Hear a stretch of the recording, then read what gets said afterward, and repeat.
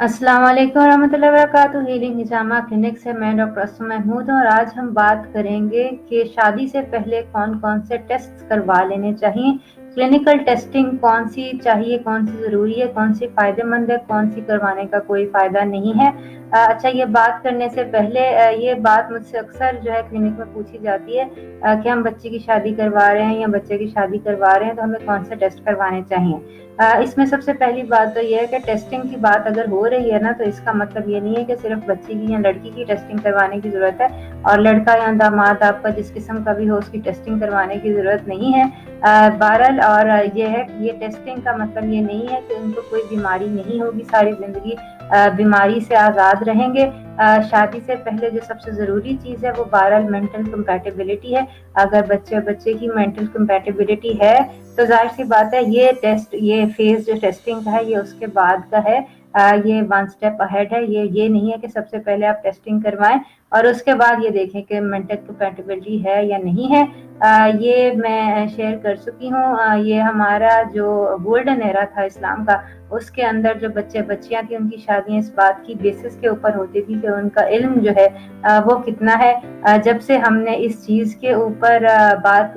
या रिश्ते करने शुरू कर दिए हैं कि लुक्स कैसी हैं, पैसा कितना कितना है, स्टेटस कैसा है, उस वक़्त से हमारा जो है एक तो तनज़्ज़ुल का जो शिकार है मुसलमान कौम वो हुई है और दूसरे नंबर के ऊपर जो है वो हमारा जो शादियां हैं उनके अंदर डाइवोर्स रेट जो है वो बढ़ गया है। तो बहरहाल इसके अंदर ये मकसद बात करने का नहीं है कि जो है वो शादी ना की जाए, बल्कि शादी जो है वो एहतियात से की जाए ताकि वो इंशाल्लाह कायम रह सके और अल्लाह ताला बरकत दे और उसके अंदर मज़ीद जो है वो आप अपनी शादी से फ़ायदा उठा सकें और उसका जो है वो दीन और दुनिया दोनों के अंदर जो है वो उससे आपको फ़ायदा हो। तो बेसिकली जो टेस्टिंग होती है, क्लिनिकल टेस्टिंग होती है, वो 2 किस्म की होती है। एक तो हेरिडिटरी डिजीज़ेज़ के लिए टेस्टिंग होती है और दूसरी मेटाबॉलिक डिजीज़ेज़ के लिए। दोनों के लिए आपकी टेस्टिंग हो सकती है और अगेन फिर वही बात है कि इसका मतलब ये नहीं है कि सिर्फ आपने बच्ची का या लड़की का टेस्ट करवाना है और लड़के का नहीं करवाना है। मैं जब न्यू हॉस्पिटल में जब हाउस जॉब भी कर रही थी ना, तो इवन उस ज़माने के अंदर भी जब मैं किसी से पूछती थी कि क्या आपकी फैमिली में डायबिटीज़ है, तो ये कह दिया जाता था नहीं जी, हमारी 7 पुश्तों में नस्ल दर नस्ल ये बीमारी नहीं थी। तो ये है कि ये बात इसी तरह की जाती है और ये हमारी सोसाइटी में बहरहाल आज के ज़माने में भी एक टैबू है कि अगर बीमारी की बात होती है तो उसके अंदर बच्ची या लड़की को कल्परेट जाना जाता है और लड़कों को जो एक्सेम्प्ट किया जाता है। जो है एक मतलब ये, मैं इसके अंदर कोई जनरलाइजेशन नहीं है, लेकिन ये हमारी सोसाइटी का रवैया रुझान जो है वो बहरहाल इस तरह का है। और ये जो टेस्ट मैं जो बताने जा रही हूँ उसके अंदर आपने दोनों को टेस्ट करवाने हैं। ये नहीं है कि आपने सिर्फ लड़की का या बच्ची का टेस्ट करवाना है और इसके अंदर उनकी कोई गलती नहीं है। ये बेसिकली जेनेटिक है, जीन्स के अंदर है और जो अगर किसी वजह से, किसी बीमारी की वजह से है, उसको ठीक किया जा सकता है, जैसे कि मेटाबॉलिक डिजीज है। तो बेसिकली हेरिडिटरी डिजीजेस वो होती हैं जैसे कि जिनके जीन्स आपके फैमिली के अंदर रन करते हैं। तो खास तौर पे अगर आपकी फैमिली के अंदर मैरिज हो रही है, जैसे कजन मैरिज है, तो बहुत बहुत ज़रूरी है कि आप अपनी वो डिजीजेस जो हेरिडिटरी हैं उनको एक दफ़ा टेस्ट करवा लें, बच्चे की भी और बच्ची की भी। इसके अंदर ख़ास तौर पे जो है वो है थैलेसीमिया। हमारी प्रोफेसर थी गायनी की, प्रोफेसर डॉक्टर यास्मीन राशिद, उन्होंने थैलेसीमिया के ऊपर लाहौर में बहुत बहुत काम किया है और थैलेसीमिया के जीन्स खा वो थैलेसीमिया मेजर हो या थैलेसीमिया माइनर हो, ये बेसिकली दोनों जेनेटिक डिजीजेस हैं और बहुत लीथल डिजीजेस हैं। अक्सर बच्चे जो होते हैं वो ब्लीडिंग की वजह से जो होते हैं उनकी मौत भी वाक़ई हो जाती है। तो ये बहुत बहुत जो है वो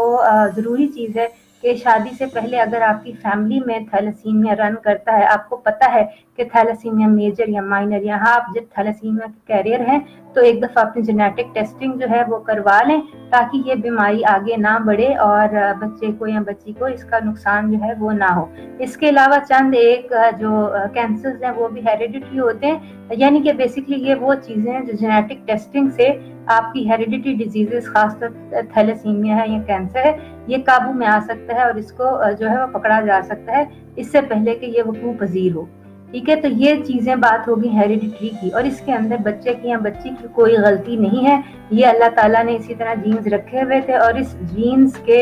की वजह से जो असरात होते हैं वो बहरहाल उसका जिम्मेदार बच्चा या बच्ची या ख़ानदान नहीं है। ये कोई आपकी ख़ानदान के ऊपर कोई काला कलंक नहीं है कि ये आपकी फैमिली में क्यों है डिजीज़, ठीक है। और ज़रूरी नहीं है कि इंसान बीमारी से ही मरे, मरने के और भी बहुत सारे तरीके होते हैं। और मैं तो यही कहती हूँ कि बीमारी जो होती है वो तो इंसान को खुदा के करीब लेके जाती है। अगर आपको बिलफर्ज कोई बीमारी नहीं है और आप इंसान से खुदा बन गए, फिरौन बन गए हैं, तो ये उससे ज़्यादा बुरे हालात हैं कि अगर आपको कोई बीमारी है। तो बहरहाल दूसरी जो चीज़ है जो कि पाकिस्तान के अंदर जिसकी अवेयरनेस भी कम है और जिसके बारे में बात भी कम की जाती है और टेस्टिंग भी इसकी कम की जाती है, क्योंकि हेरिडिटरी डिजीजेस जैसे थैलेसीमिया वगैरह ना, इसके बारे में तो थोड़ी सी अवेयरनेस है और इसकी टेस्टिंग करवाने के आपके पास मौके भी होते हैं और इसको कोई इतना ज़्यादा बड़ा टैबू नहीं समझा जाता है। दूसरी जो चीज़ें हैं जो अर्ली आप डिटेक्ट कर सकते हैं वो मेटाबॉलिक डिजीजेज हैं। मेटाबॉलिक डिजीज के अंदर खास तौर पे ये है कि आपकी जो खाना है, ये जो आपकी लाइफस्टाइल है, उसकी वजह से आपकी ब्रेन हेल्थ कैसी है या आपकी बॉडी हेल्थ कैसी है, ये बहुत बहुत ज़रूरी है शादी से पहले। जो अल्जाइमर्स है, जो भूलने की बीमारी है, जो डिप्रेशन है, PCOS है, डायबिटीज़ है, ये तमाम बीमारियां 30, 40, 50 साल की उम्र में नहीं होती हैं। इनके तमाम लवाजमात, तमाम जो काम होते हैं, जो बॉडी चेंजेस होते हैं, वो बेसिकली 20 की दहाई में, 30 की दहाई में स्टार्ट हो चुकी होती हैं और ये अर्ली डिटेक्ट की जा सकती हैं। ख़ास तौर पे और ख़ास तौर पे पाकिस्तान के अलावा जो बाहर के ममालिक हैं, ख़ास तौर पे डॉक्टर ये हैं डैनियल एमन, इन्होंने ये स्टार्ट किया है कि ये बेसिकली ब्रेन स्पेक्ट स्कैन जो हैं ये करते हैं। ब्रेन की अगर आप स्पेक्ट स्कैन करें, मैं एक इसका जो है जो इमेज है, पिक्चर जो है वो भी इंशाल्लाह एडिटिंग जब मैं करूंगी तो मैं इसके अंदर लगा दूंगी। बेसिकली ब्रेन की आप स्कैन करवाते हैं और एक हेल्दी ब्रेन के अंदर और एक उस ब्रेन के अंदर जिसको डिप्रेशन हुआ हो या डायबिटीज हो गई हो या होने वाली हो या अल्जाइमर्स होने वाला हो, उन दोनों के अंदर बहुत फर्क होता है। और ये इससे पहले होता है कि अभी उनको सिम्टम्स नहीं होते, यानी लड़का लड़की या बच्चा बच्ची, आदमी औरत को अभी कोई अलामात जाहिर नहीं होती, उनको शुगर नहीं होती, उनको उनका जो है वो डिप्रेशन की कोई अलामतें नहीं होती हैं, उनको भूलने की बीमारी नहीं होती है। बेसिकली इस वक्त वो 20-30 साल की उम्र में बिल्कुल ठीक परफेक्ट इंडिविजुअल्स होते हैं। और लेकिन अगर आप उनका ब्रेन स्कैन करें, स्पेक्ट स्कैन करें, तो उसके अंदर आपको चेंजेस जो होते हैं वो नजर आ जाते हैं, ठीक है। अगर आपके स्पेक्ट स्कैन के ऊपर, आपकी ब्रेन इमेजिंग के ऊपर आपकी ब्रेन जो है उसके इमेजेस जो हैं वो डिप्रेशन वाले हैं या डायबिटीज वाले या प्री डायबिटीज वाले या PCOS वाले हैं, तो ये लामहला ये होगा कि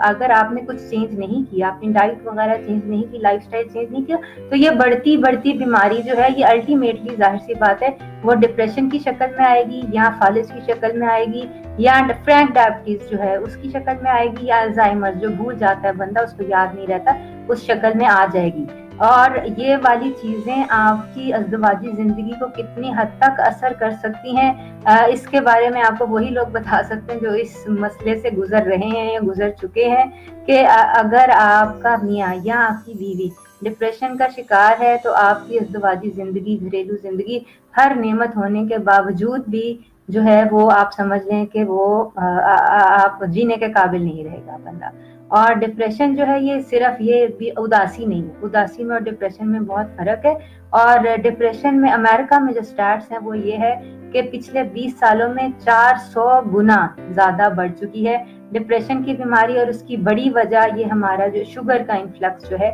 ये है। और बेसिकली ये जो ब्रेन स्पेक्ट स्कैन्स हैं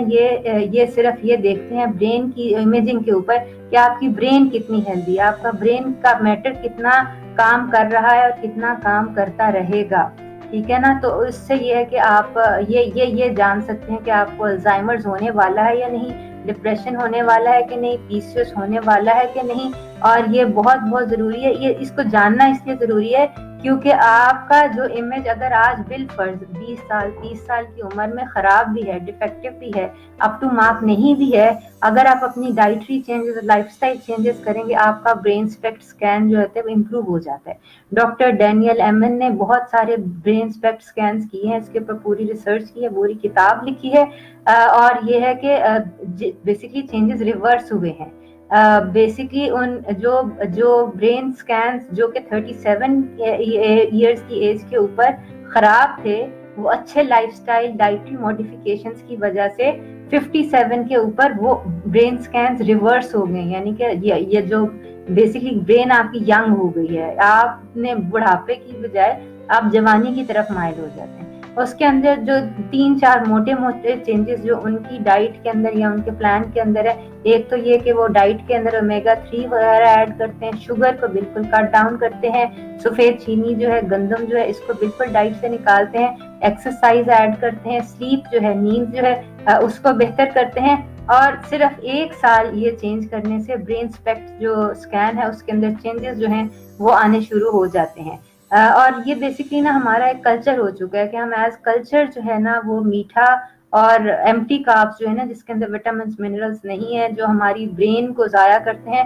ان کو ہم ایز اے کلچر کھانے کے عادی ہو چکے ہیں۔ اگر آپ، مجھے مولویوں سے کوئی اعتراض نہیں ہے، لیکن یہ ہے کہ آپ کسی بھی مولوی کو آپ دیکھیں تو توند بڑی ہوئی ہوگی، جو کہ ہیلدی نہیں ہے، ٹھیک ہے نا۔ کسی بھی قوم کے جو